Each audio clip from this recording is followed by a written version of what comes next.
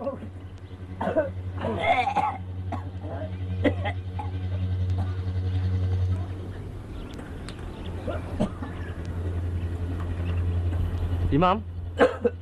Imam, sini sekejap.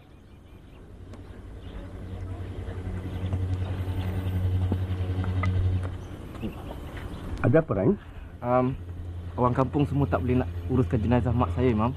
Tolong saya, Imam. Tengokkan. Tinggal Bilal, isterinya, saya dan isteri saya, serta adik saja, Imam. Apa dah jadi ni, Rai? Saya tak tahu. Imam tengoklah, semua orang tengah muntah-muntah. Jom, Imam.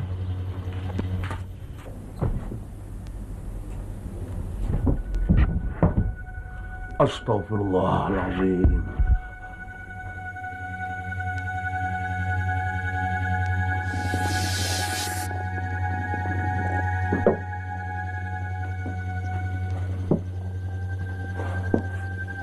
Astaghfirullahaladzim.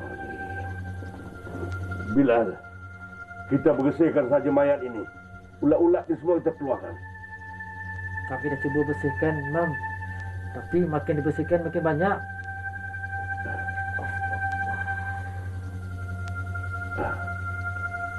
Kalau begitu, kita cepat-cepat mandikan mayat ini.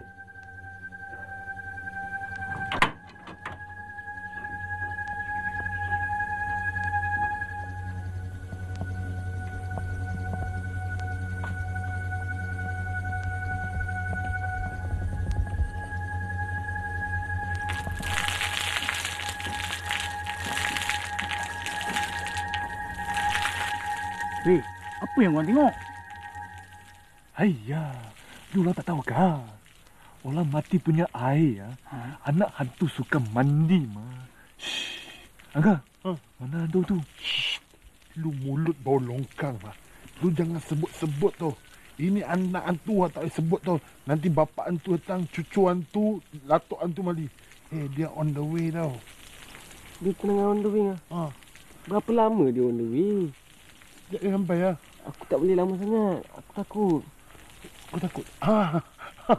Dia on the way. Dia sudah mali. It's coming. It's coming. Ya, Mak. Mana kau tahu? Kau tanya aku mana aku tahu? Aku tak payah pakai seret aura warna merah tau.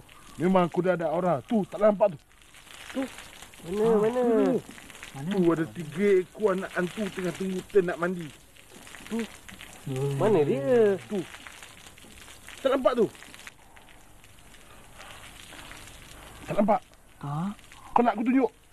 Betul ni?